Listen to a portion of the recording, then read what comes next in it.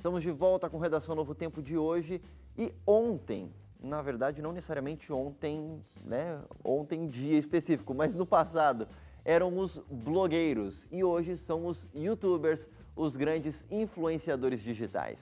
As novas tecnologias mudam a forma de se relacionar e não seria diferente para os cristãos. Eles também estão antenados no novo estilo de comunicação e vem crescendo exponencialmente.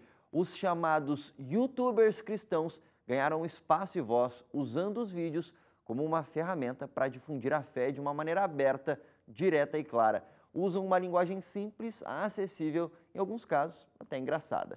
E antes da gente começar a nossa discussão sobre esse tema, eu quero chamar um vídeo aqui para a gente acompanhar um depoimento aqui de um youtuber chamado Wesley Alves. Ele tem um canal chamado Deus Plano B. Wesley.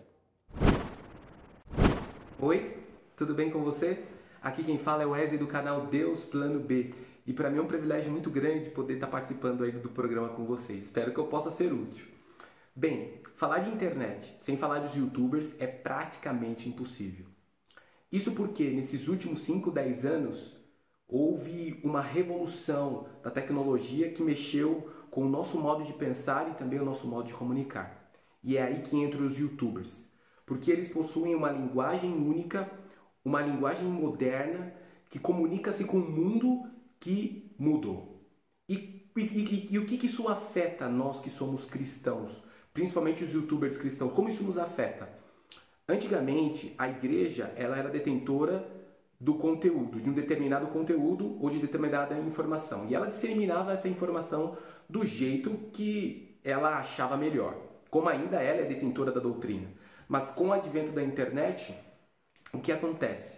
Qualquer pessoa, da igreja ou não, com um equipamento simples, como um celular ou uma câmera, consegue produzir o seu próprio conteúdo, o seu próprio modo de ver e enxergar a doutrina ou enxergar determinada informação. E ela vai para a internet e dissemina esse conteúdo, ganha seguidores e, consequentemente, ganha influência, que é o principal diferencial do youtuber. Eles são hoje detentores desse grande poder chamado influência. E por que isso acontece? Basicamente porque eles são autênticos. Eles possuem uma opinião própria de determinados assuntos que fazem a diferença na vida das pessoas. Então eles têm a liberdade de se comunicar com o seu público sem ser evasivo. E por que eu digo isso? Antigamente as pessoas, principalmente da igreja, queriam vender um conteúdo, elas iam atrás das pessoas. Com a internet é diferente, as pessoas escolhem aquilo que elas vão consumir. E por isso é importante o papel do youtuber adventista ou do youtuber cristão. A igreja possui um núcleo de youtubers adventistas. Hoje são cerca de 2 milhões de seguidores que nós temos na internet, né? De pessoas que assistem os nossos vídeos.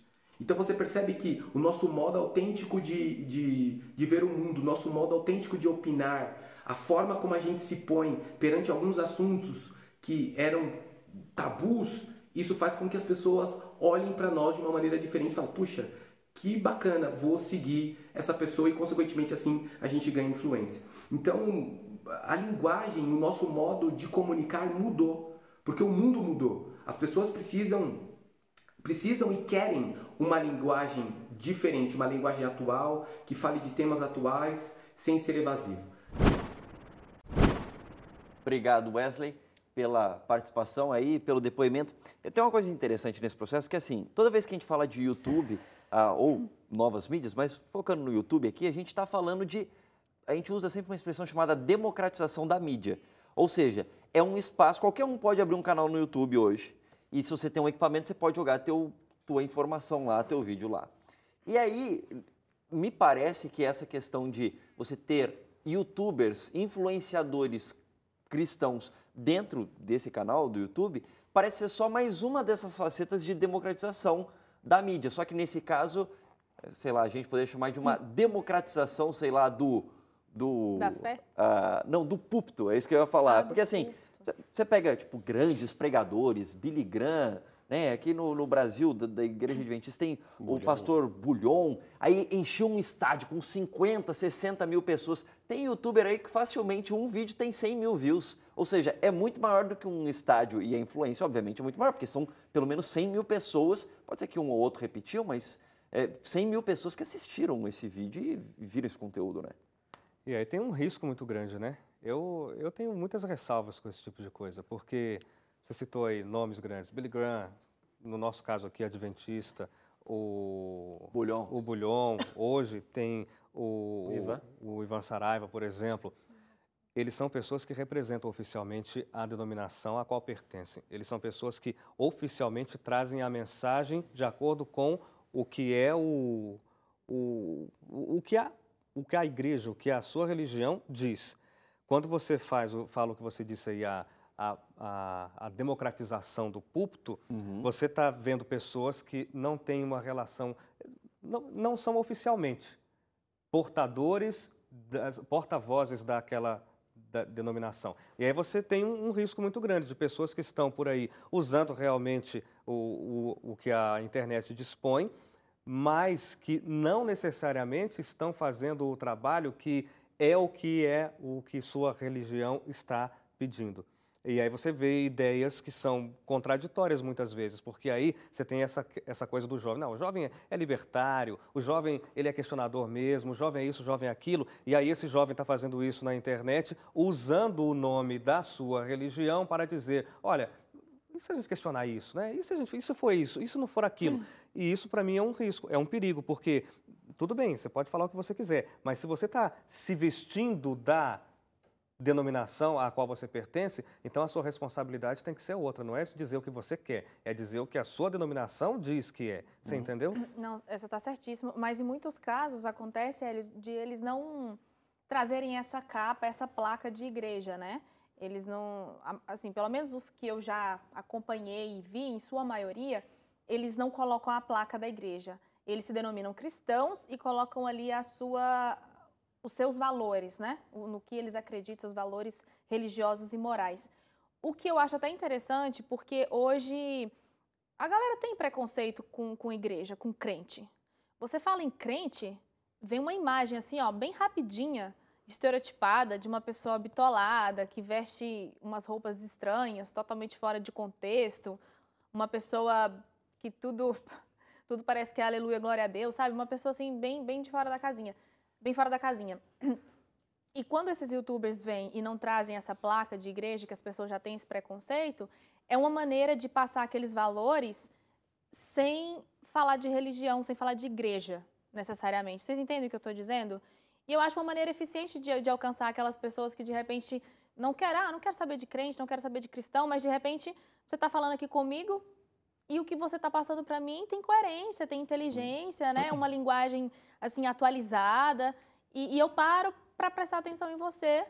Antes tinha um preconceito, agora essa barreira caiu. Tem um dado interessante dentro dessa linha que você está falando, que é o seguinte: 63% das pessoas que têm acesso à internet hoje no Brasil, com idade até 19 anos, então, pessoas de até 19 anos que têm acesso à internet no Brasil, 63% delas assistem vídeos regularmente. É bastante gente, 6 em cada 10 aqui, um pouco mais do que isso.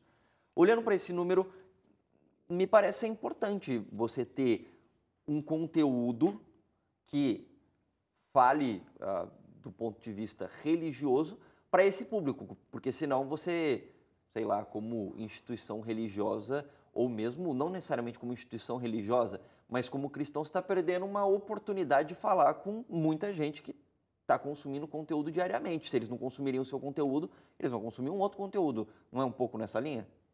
Tem que ir onde as pessoas estão, né?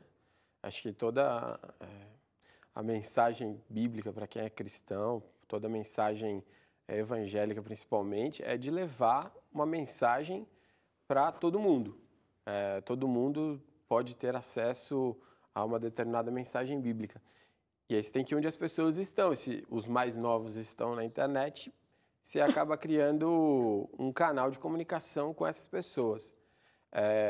Eu acho que isso tem pontos positivos e negativos, como vocês estavam falando, porque ao mesmo tempo que você chega onde os mais jovens, principalmente, estão, Eu acho até que é uma geração depois da nossa, porque, por exemplo, eu e as pessoas que eu vejo da minha idade, na faixa dos 30, não consomem tanto quanto os mais novos consomem. Até consomem, obviamente, mas não tanto quanto os mais novos.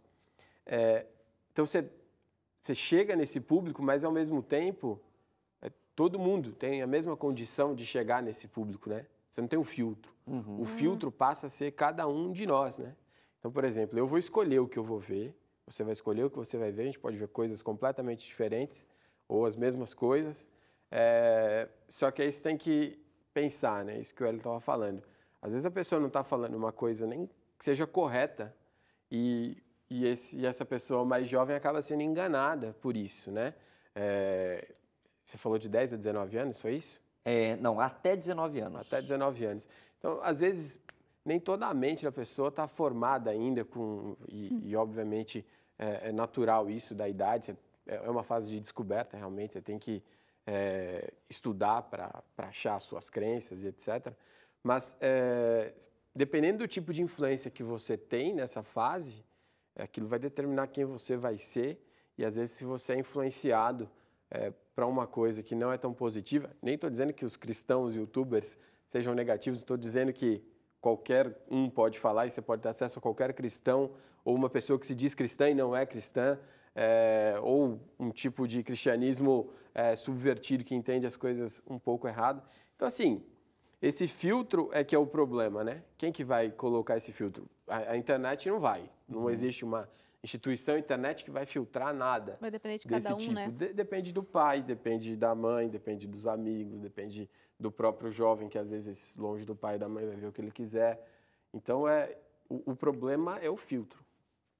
Quando eu vejo o Bruno falando assim, me vem um sentimento assim de, mais do que nunca, termos esse tipo de conteúdo, né, falando sobre cristianismo, dentro desse site, dessa plataforma, enfim, dentro do YouTube, que é o caso que a gente está comentando aqui.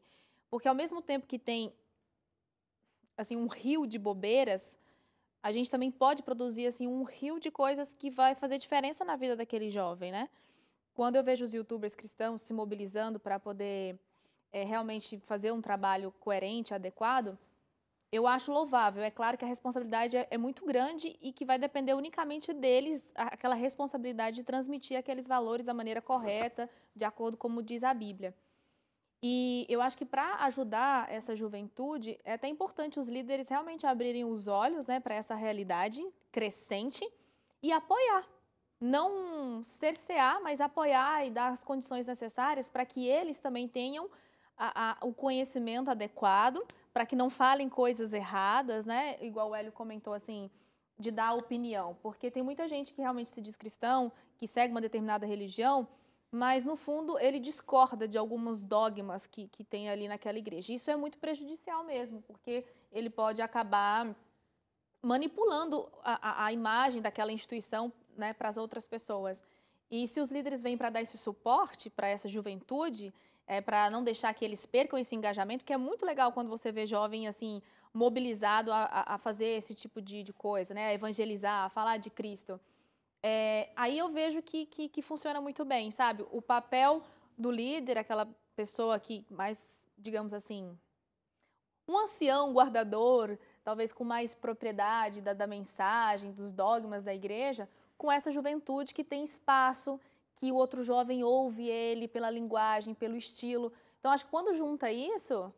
Mas é que não é uma coisa planejada, né? Não tem um planejamento. Não é. Vamos aqui, jovens, quero que vocês agora façam canais na internet, eu vou orientar vocês sobre como falar. Não é. A iniciativa é própria de cada um, então não vejo muito como isso Agora, ocorrer. será que não tem um pouco... Porque o Hélio falou, né, lá no começo, tipo, tem algumas coisas assim, olha, tem várias pessoas falando e a pessoa tem a sua própria crença religiosa, mas o que ela está falando, às vezes, pode não ser necessariamente o que uma determinada instituição pensa, enfim.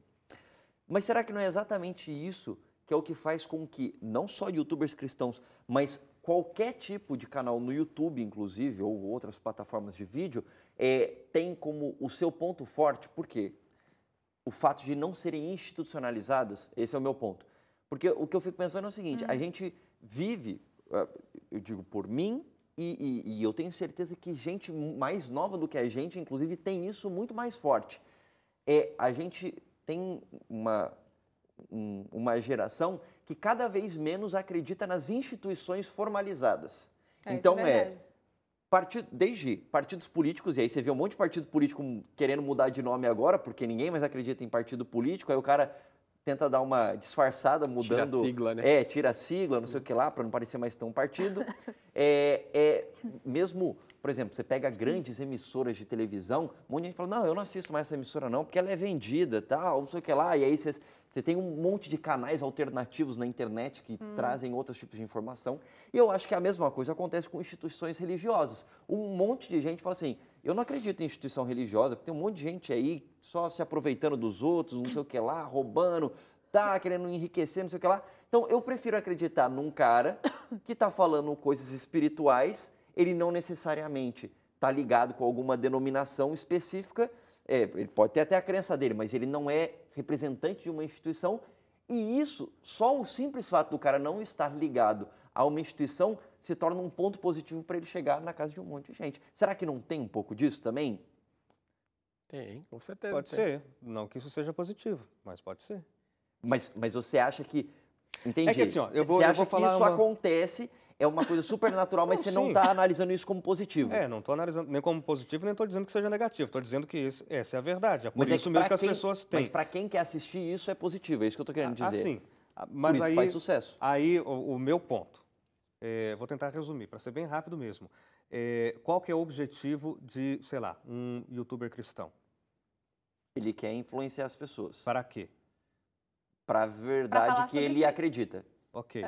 E aí, isso basta, então. Para quê? Assim, quem está acompanhando, alguém que, sei lá, olha, gostei da mensagem desse cara, mas e agora? Onde eu vou para ter mais dessas mensagens? Vou passar o resto da vida assistindo aos canais, às mensagens desse cara. Não tenho aonde ir. Eu quero congregar alguém pensando no cristianismo. Pensando no cristianismo, pensando nessa nova. Talvez as pessoas não queiram congregar, tem isso? Talvez não queiram. Então, aí como é que fica?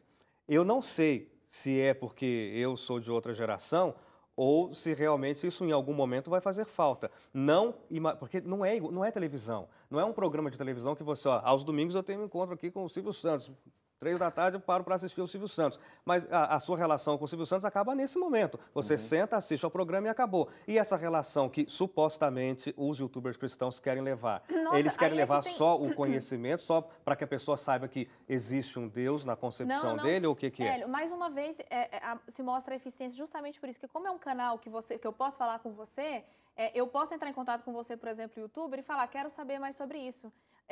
Então aí a gente está criando uma nova forma de congregação. Mas o que acontece, por exemplo, uma amiga minha que tem um canal no YouTube, alguns adolescentes, que é mais ou menos o público dela, entraram em contato com ela querendo estudar mais a Bíblia, e ela está estudando a Bíblia com essas pessoas à parte do canal dela.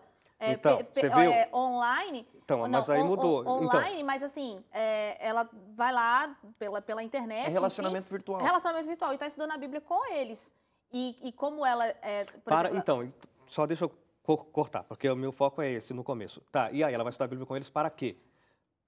Para que eles saibam mais sobre a Bíblia. Exatamente. Só. E eles já ela não espera que... Então, exatamente, esse é o ponto. A condução dela é para ir para a igreja. Como ela é adventista, por exemplo, então ela tem abertamente que ela é adventista. Então ela usa para atrair de um jeito, mas no final das contas o camarada vai ter que ir para o tradicional, se quiser continuar. Ou ele vai passar o resto da vida se alimentando de vídeos no YouTube. Não, é para ir para a igreja. Mas pode ser que aconteça isso que o Hélio está falando. E eu acho que isso, sinceramente, minha opinião, minha leitura da geração que a gente tem mais nova. As pessoas... A gente vê isso em todos os níveis, as pessoas estão cada vez mais virtuais nos seus relacionamentos. E isso, inclusive, acontece com a igreja. Então, às vezes, o cara fala assim, então, quantas pessoas não vão para a igreja pelo YouTube ou por um site? Assistem os cultos só pelo site da igreja.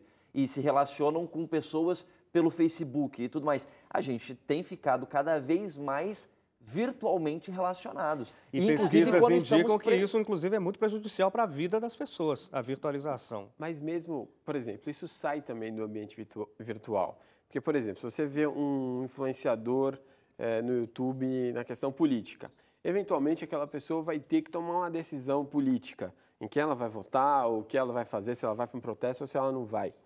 Então, assim, isso vai passar por uma decisão. Acho que com os youtubers cristãos vai acontecer o mesmo caminho. Aquela pessoa vai tomar uma decisão mais para frente. Pô, eu tenho que procurar uma igreja?